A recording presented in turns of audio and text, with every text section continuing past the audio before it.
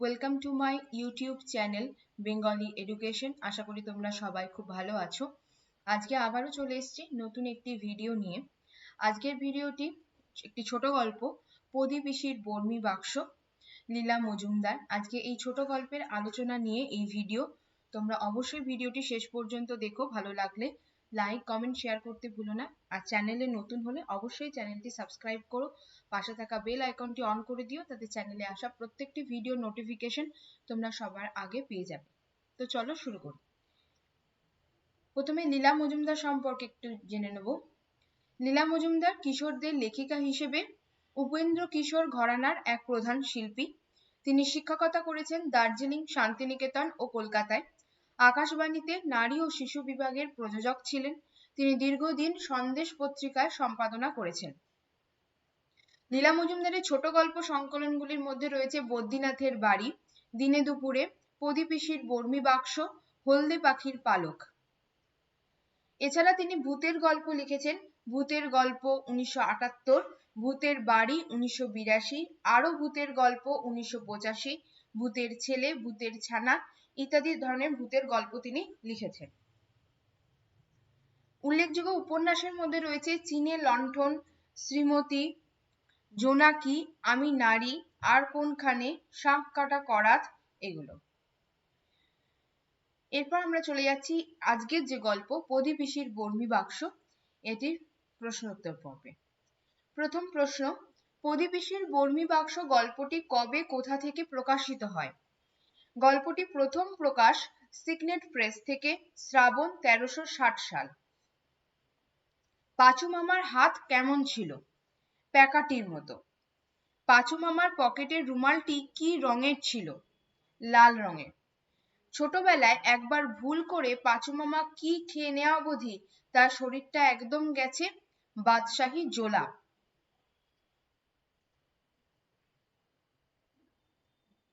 পাঁচু মামার বুকের সাহসকে কিসের সাথে তুলনা করা হয়েছে?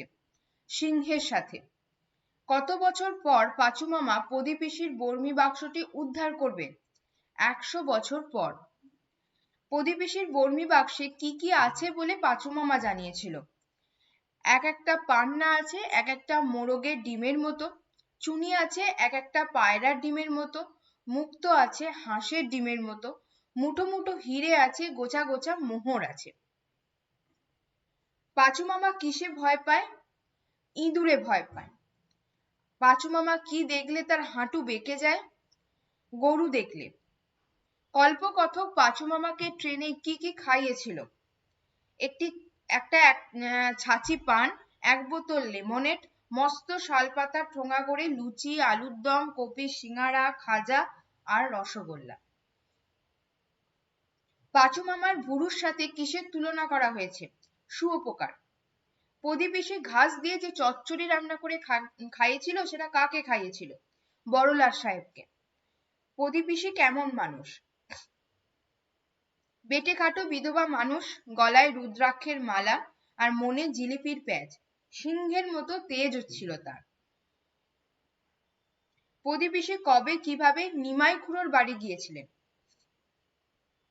গরুর গাড়ি চড়ে মাঘী পূর্ণিমার রাতে বালাপোষ গায়ে নিমাই খুড়োর বাড়ি গিয়েছিলেন, 32 বিঘার ঘন শাল বনের মধ্য দিয়ে। নিমাই খুড়োর পরিচয় দাও। নিমাই খুড়ো জঙ্গলে একা থাকেন, মেলা সাঙ্গ পাঙ্গ চেলা নিয়ে থাকে, কপালে চন্দন সিঁদুর দিয়ে চিত্র করা, কথায় কথায় ভগবানের নাম করেন, দেদার টাকা দান টানও করেন। নিমাই খুড়োর বাড়ি যাওয়ার সময় পদি পিসির সঙ্গে কে ছিল? রমাকান্ত। ডাকাতরা রমাকান্তের কাছ থেকে কি কি কেড়ে নিয়েছিল? 7.5 আনা পয়সা আর নস্যির কৌটো। ডাকাত দলের সর্দার কে? নিমাই খুড়ো। পদি পিসির নিমাই খুড়োর বাড়ি কখন পৌঁছেছিল? দুপুর রাতে। ডাকাতরা যখন জানতে পেরেছিল পদি পিসি নিমাই খুড়োর আত্মীয়, তখন তারা কি করেছিল? গরুগুলোকে গাড়িতে লাগিয়ে দিয়েছিল, পয়সা ফিরিয়ে দিয়েছিল, রমাকান্তের গায়ে হাত বুলিয়ে গাড়োয়ানকে নগদ 4টে পয়সা ঘুষ দিয়ে নিজেরাই নিমাই খুড়োর বাড়ির পথ দেখিয়ে দিয়েছিল। পদি পিসির প্রতিশোধের কথা শুনে নিমাই খুড়োর হাত থেকে কি পড়ে গিয়েছিল? রূপো বাঁধানো গড়গড়ার নল। প্রদীপিসির নিমাইখুড়োর ওপর প্রতিশোধ নেবে বলেছিল কেন? প্রদীপিসি নিমাইখুড়োর ওপর প্রতিশোধ নেবে বলেছিল কারণ শালবনে তাকে ডাকাতে ধরেছিল। তাড়াতাড়ি গরুর গাড়ি থেকে নামতে গিয়ে তার তসরের চাদর খানিকটা ছিঁড়ে গেছে, পায়ের বুড়ো আঙুলে হোঁচট লেগেছে, তাছাড়া মনেও খুব ধাক্কা লেগেছে, সেই কারণে। প্রদীপিসি বর্মি বাক্সটি কার কাছ থেকে আদায় করেছিল? নিমাইখুড়োর কাছ থেকে। প্রদীপিসি বর্মি বাক্সটি কেমন ছিল? হাঙরের নকশা আঁকা লাল রঙের। বর্মি বাক্সটিতে কি ছিল? নিমাইখুড়োর সমস্ত প্রাইভেট পেপার। প্রদীপিসির গায়ে যে আলোয়ান ছিল সেটি কি রঙের? লাল রঙের। প্রদীপিসি নিমাইখুড়োর বাড়ি থেকে ফেরার পথে কোথায় গাড়ি থামিয়েছিল? দুপুরে একটি সজনে গাছের তলায়। সজনে গাছের তলায় গাড়ি থামিয়ে কি কি খাওয়া দাওয়া করেছিল? খিচুড়ি আর সজনে ফুল ভাজা। খিচুড়ি আর সজনে ফুল ভাজা। কটার সময় প্রদীপিসি নিমাইখুড়োর বাড়ি থেকে ফিরেছিলেন? রাত 10টা নাগাদ। প্রদীপিসির বর্মি বাক্স বলে সযত্নে গাড়ি থেকে যেটা নামিয়েছিল, আচ্ছা, প্রদীপিসির বর্মি বাক্স বলে সযত্নে যেটা গাড়ি থেকে নামিয়েছিল সেটা আসলে কি ছিল? পানের ডিবে। কতদিন ধরে বর্মি বাক্সটি খোঁজা হয়েছিল? 3 দিন 3 রাত্রি। গল্পকথক যে বর্মি বাক্সকে কল্পনায় দেখেছিল সেটি দেখতে কেমন? বড় সাইজের একটা বর্মি বাক্স, লালচে রঙের উপর কালো দিয়ে আঁকা বিকট হিংস্র এক মাছ প্যাটার্নের ড্রাগন, তার চোখ দিয়ে আগুনের হলকা বেরোচ্ছে, নাক দিয়ে ধোঁয়া বেরোচ্ছে, জিভ লক লক করছে, বাক্সের ঢাকনাটা খোলা হয়েছে, আর তার ভিতরে পায়রা ডিমের মতো, মোরগের ডিমের মতো, হাঁসের ডিমের মতো, উট পাখির ডিমের মতন সব হিরে মণি গল্পকথকের চোখ ঝলসে দিচ্ছে। গল্পকথক মামার বাড়ি স্টেশনে কখন পৌঁছেছিল? গভীর রাতে। মামার বাড়ি স্টেশনে বেড়ার পিছনে কি গাছ ছিল? শিশু গাছ। পাঁচু মামা আর গল্পকথককে স্টেশনে কে নিতে এসেছিল? ঘনশ্যাম। গল্পকথকের সেজ দাদা মশাইয়ের পরিচয় দাও। গল্পকথকের সেজ দাদা মশাইয়ের ইয়া সিং বাগানো গোঁফ, হিংস্র চোখ, দিব্যি টেরি কাটা চুল। গল্পকথককে মামার বাড়িতে কি কি খেতে দেওয়া হয়েছিল? লুচি, বেগুন ভাজা, ছোলার ডাল, ফুলকপির ডালনা, চিংড়ি মাছের মালাইকারি, চালতার অম্বল, রসগোল্লার পায়েস। তাই না দেখে আমার টনসিল ফুলে কলা গাছ। গল্পকথকের এইরকম অবস্থা হওয়ার কারণ কি? গল্পকথক ঘুম থেকে উঠে আমবাগান তলায় দেখতে পেয়েছিল ছাই রঙের প্যান্টালুন আর ছাই রঙের গলাবন্ধ কোট পরে, মুখে মাথায় কমফোর্টার জড়িয়ে ভদ্রলোক চোখে বাইনাকুলার লাগিয়ে এক দৃষ্টে বাড়ির দিকে চেয়ে আছে। এই ভদ্রলোকটাকে সেই চিমড়ে ভদ্রলোক যার সাথে ট্রেনে আলাপ হয়েছিল। কথকের সেজ দাদামশাইয়ের ঠাকুরদা সেজ দাদামশাইয়ের ছোট কাকার সঙ্গে কার বিয়ে হয়েছিল? আচ্ছা, কথকের সেজ দাদামশাইয়ের ঠাকুরদা সেজ দাদামশাইয়ের ছোট কাকার সঙ্গে কার বিয়ে ঠিক করেছিল? পানুর ছোট মেয়ে। পানুর ছোট মেয়ে দেখতে কেমন? মেয়েটি ফর্সা, মোটা, গোল চোখা দেখতে, মানে গোলগাল, ফর্সা, মোটা। বয়স হচ্ছে 12 বছর। গল্পকথকের মামার বাড়িটি কেমন? সব পুরনো বাড়ির মতোই কথকের মামার বাড়ির ঘরগুলিও বিশাল বিশাল, সিঁড়িগুলো মস্ত মস্ত, বারান্দাগুলোর এই মাথা থেকে ডাকলে ও মাথা পর্যন্ত শোনা যায়, এতটাই বড়। হ্যাঁ, সরি, এটা যায় না হবে, বারান্দাগুলোর এই মাথা থেকে ডাকলে ও মাথা থেকে শোনা যায় না, এটা একটা না যোগ হবে, ঠিক আছে? এতটাই বড় বারান্দাগুলো। গল্পকথকের দিদিমার কথা মতো প্রদীপিসি রোজ সকালে উঠে কি খেতেন? আজকে দুধের সঙ্গে 1 পোয়া ছোলা ভাজা ভিজিয়ে খেতেন। ভেজানো ছোলা ভাজা খেতেন আজকে দুধের সঙ্গে। প্রদীপিসির কটি ছেলে? একটি ছেলে, নাম হচ্ছে গজা। গজা ছেলেটি কেমন? কালো, রোগা, ডিগডিগে, এক মাথা কোকড়া কোকড়া তেল চুকচুকে চুলে, টেরি বাগানো, দিন রাত কেবল পান খাচ্ছে আর তামাক টানছে, পড়াশুনো বা কোনো কাজকর্মের নাম নেই। প্রদীপিসি গল্পকথকের স্বপ্নে এসে বর্মি বাক্স সম্বন্ধে কি বলেছিল?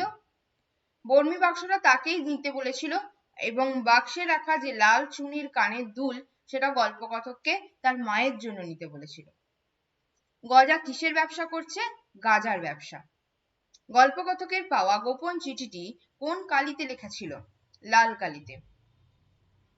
গল্পকথকের পাওয়া গোপন চিঠিটি চিঠিটিতে কি লেখা ছিল?